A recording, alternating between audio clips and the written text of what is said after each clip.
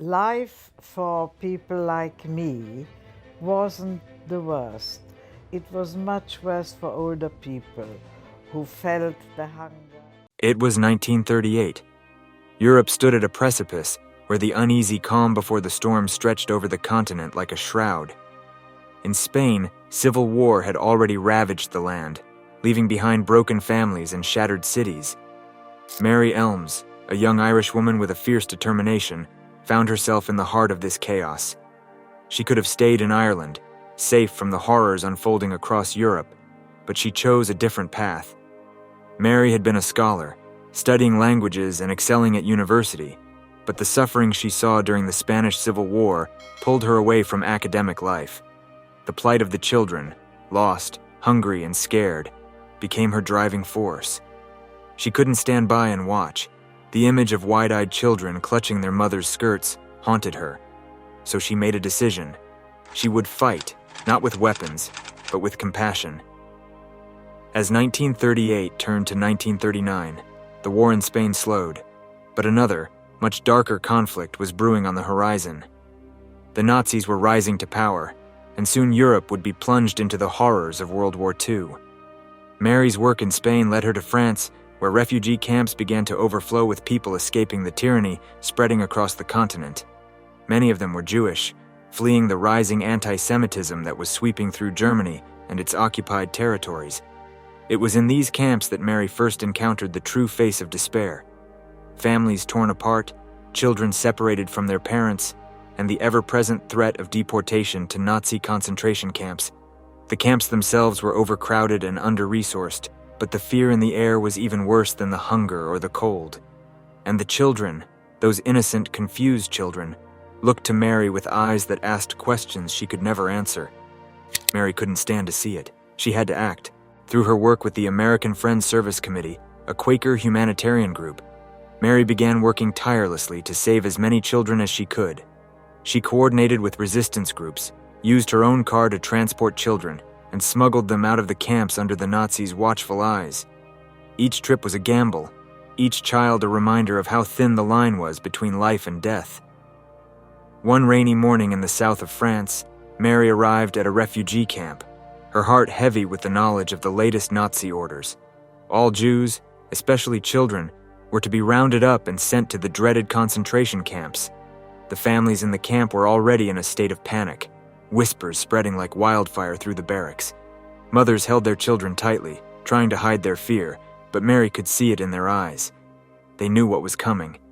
Mary approached a group of mothers, her voice low but firm. "We can't wait any longer," she said.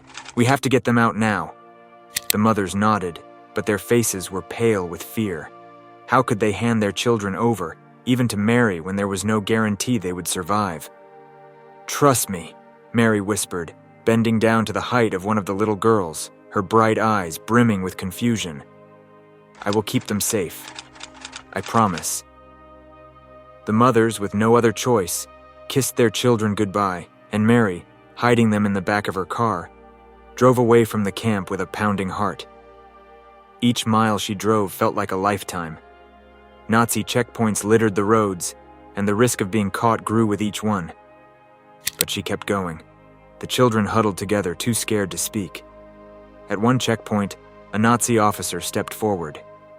Mary felt the blood drain from her face as she rolled down the window, her calm, practiced smile in place. "Where are you headed?" the officer asked, peering into her car. "I'm delivering supplies to the hospital in town," Mary lied, her heart thundering in her chest. The officer frowned, glancing toward the back seat. The children were hidden, but any wrong move, any hint of suspicion, and they would all be discovered. Mary held her breath.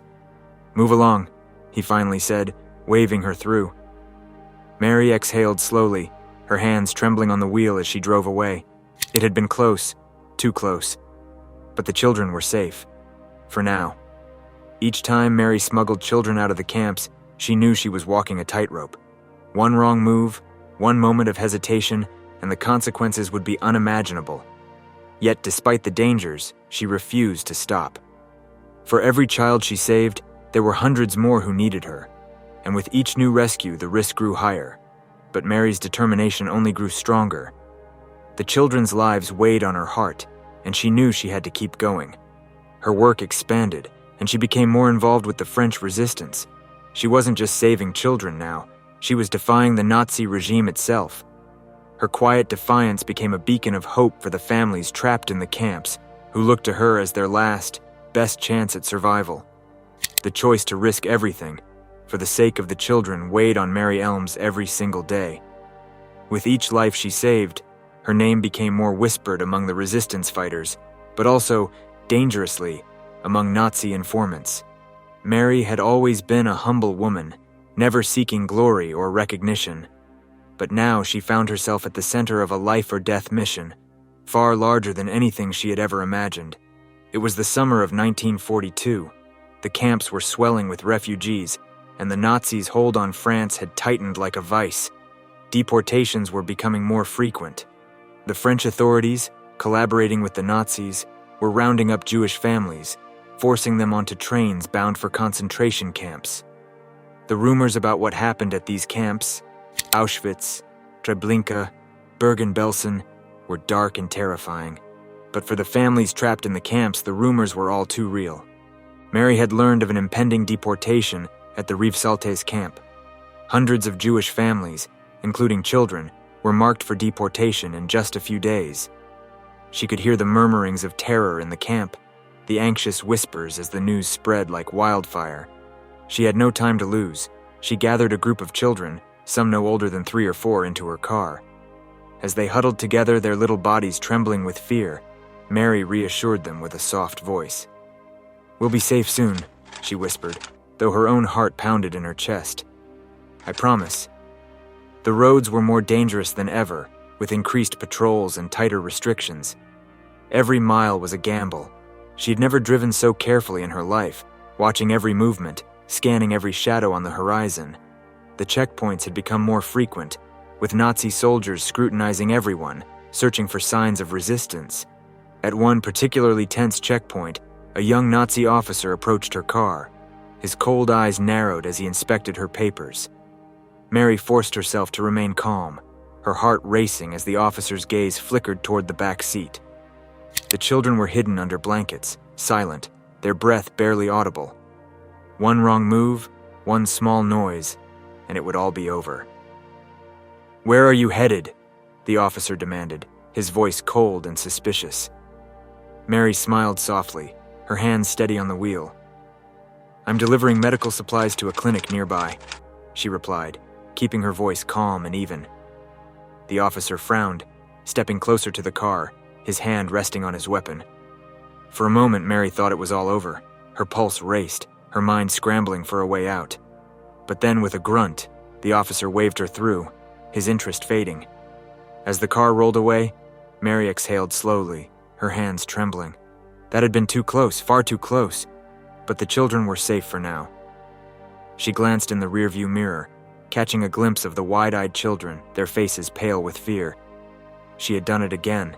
For now, they were safe. How do you keep going when the stakes are so high? Mary knew there was no other option. Mary's work didn't end there. Each successful rescue only deepened her resolve, but it also brought her closer to danger. The Gestapo had begun to suspect there was someone working to smuggle Jewish children out of the camps, and it wouldn't be long before Mary's activities drew their attention. One night, as Mary was preparing for another rescue mission, she received word from a fellow resistance fighter. The Gestapo were watching her. They had grown suspicious of her constant trips in and out of the camps, and it was only a matter of time before they made their move. She knew what that meant. If she was caught, she wouldn't just be arrested, she would be interrogated, tortured, possibly executed. But worse than that, the children, the families she was trying to protect would be doomed. Still, she couldn't stop.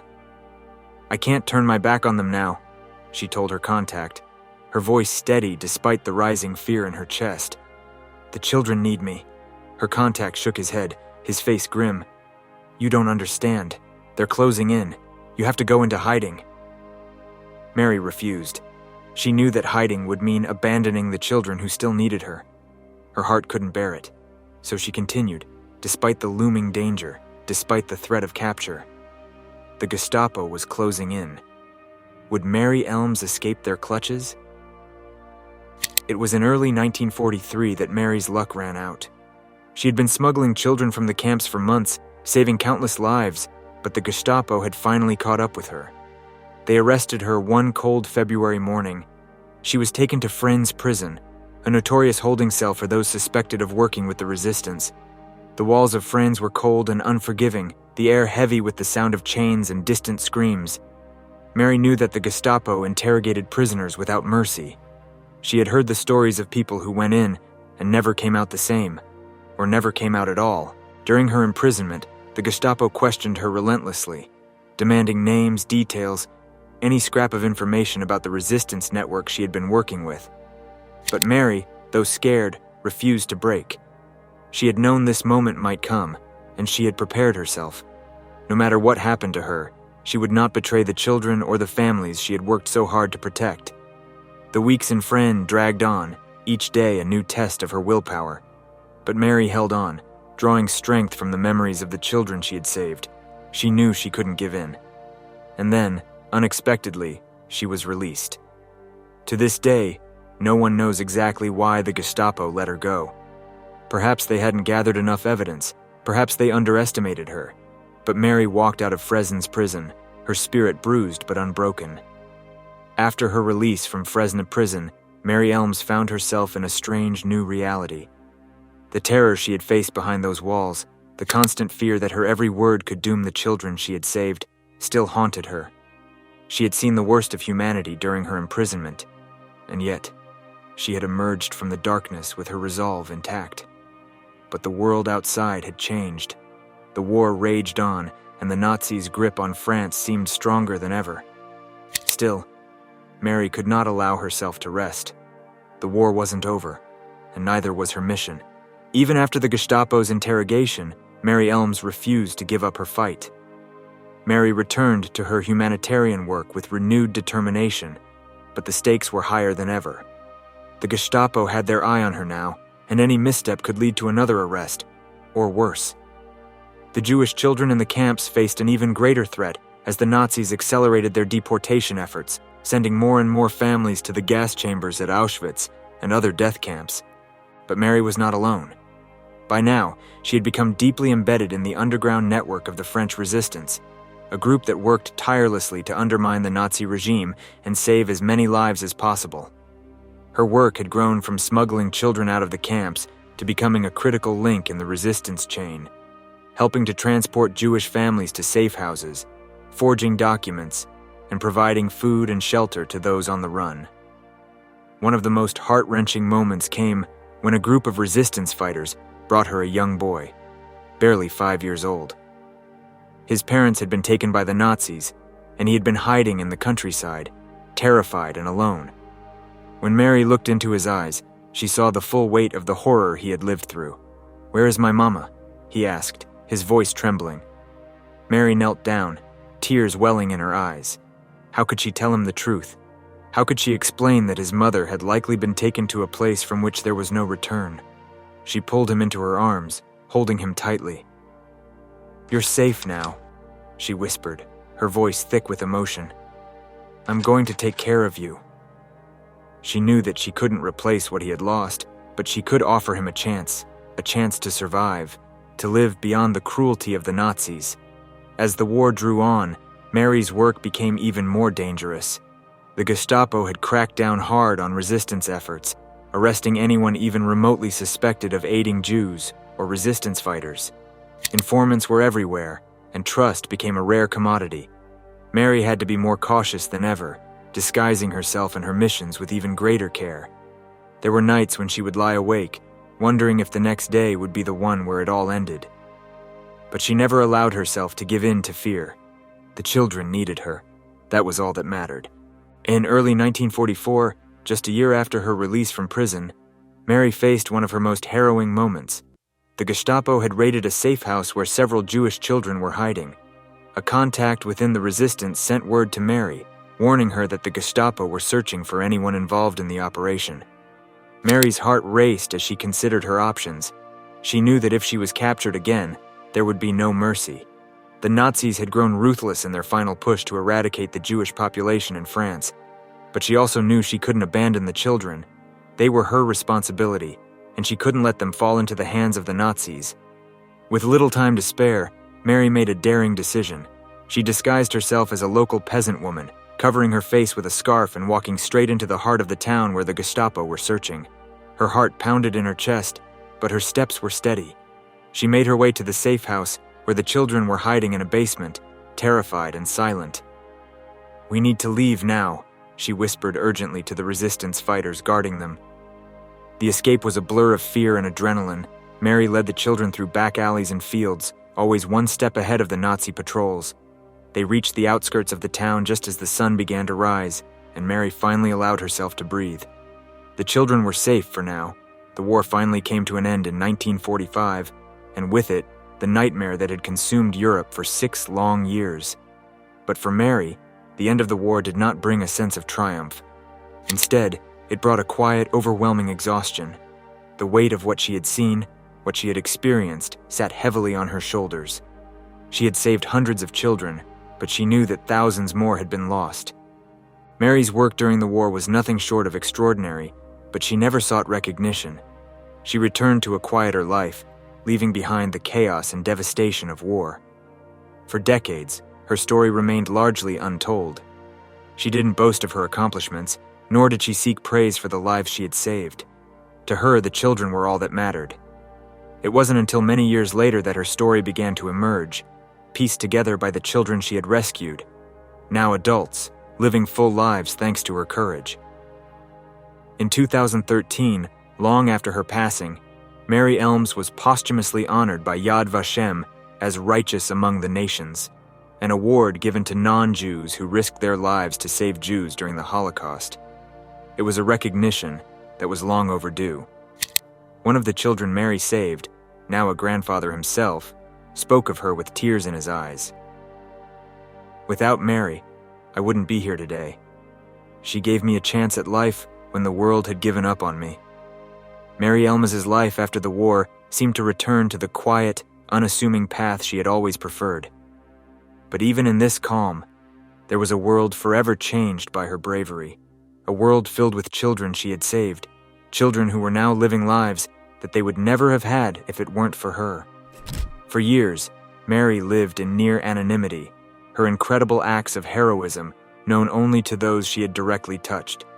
She returned to her personal life in the south of France, quietly raising her family and carrying with her the weight of the war's memories.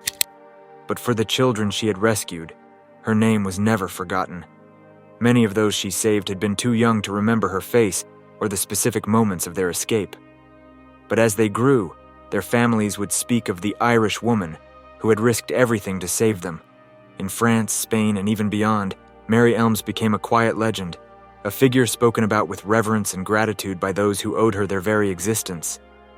It was the late 1960s when Mary received a letter from one of the children she had saved, now a grown man living in Israel.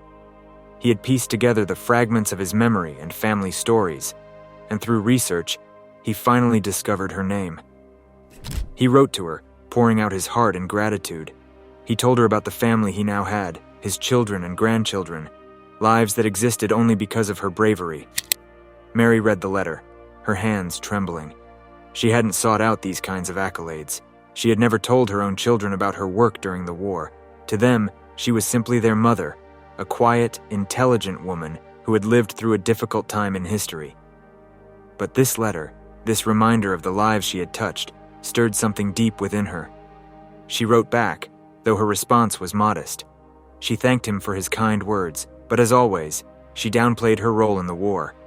It wasn't about her, she said. It was about those children, about doing what needed to be done when the world was at its darkest. In the decades following the war, many of those who survived the Holocaust began to share their stories. Holocaust memorials and survivor testimonies became a vital part of remembering the horrors of that time, and in many of these stories, Mary's name began to emerge. One woman, whose family had been smuggled out of Rivesaltes by Mary, told her children about the Irish woman who had come to their rescue. "We owe our lives to her," she said. "We were so close to being taken, but Mary, she was like an angel, appearing when we had almost given up hope." Another child, saved by Mary at the age of 4, recalled bits of the harrowing journey out of the camp. I remember being cold, scared. But I also remember her, this kind, gentle woman who told me everything would be okay. I didn't understand what was happening, but I knew I could trust her. These stories, once scattered across continents and years, began to coalesce, forming a picture of a woman who had quietly changed the course of so many lives. It wasn't until much later, in the 2000s, that Mary's story truly came to light in a public way. Historians and biographers began piecing together the accounts of the children she had saved. The families who had survived because of her began to tell their stories with more detail, sharing how they had escaped the camps through the hands of this one courageous woman. For many, their survival seemed nothing short of a miracle, but Mary's calm, compassionate actions had made those miracles possible. In 2013, nearly 70 years after the war ended, Mary Elmes was posthumously honored by Yad Vashem as righteous among the nations. It was an honor reserved for those few non-Jews who had risked their lives to save Jews during the Holocaust. Her name now stood alongside other brave souls like Oskar Schindler and Raoul Wallenberg, people who had acted with courage and moral conviction when the world seemed to have lost its way. At the ceremony in Jerusalem, the hall was filled with the descendants of the people Mary had saved. The children, grandchildren, and great-grandchildren of those she had risked everything for were alive because of her. One of the survivors stood before the crowd and spoke of Mary with tears in his eyes. "She didn't have to do what she did," he said, his voice trembling. "But she chose to. And because of her choice, I am standing here today. My children are here today." For so many years, Mary had kept quiet about her acts of bravery, never seeking recognition. But the world now knew the full scope of her heroism. Her legacy, once hidden in the shadows of history, was finally brought into the light for all to see. But even as her story spread, those who knew her best remembered her as she had always been, humble, compassionate, and selfless. Her children, when they learned the full extent of her wartime efforts, were astonished. "She never talked about it," one of her children said in an interview. "It wasn't something she used to define herself. She did what she thought was right, and that was enough for her." Mary Elmes' story is a powerful reminder that true heroism doesn't always come with fanfare or recognition. Sometimes it is the quiet, determined acts of courage that have the greatest impact on the world. She didn't see herself as a hero. She didn't need to. For Mary, the only thing that mattered was saving those children, giving them a chance at life when the world had all but abandoned them. Her legacy lives on, not in statues or grand monuments, but in the lives of the hundreds she saved, and in the generations that have followed. In each child born to a family that survived because of her, Mary's quiet heroism endures.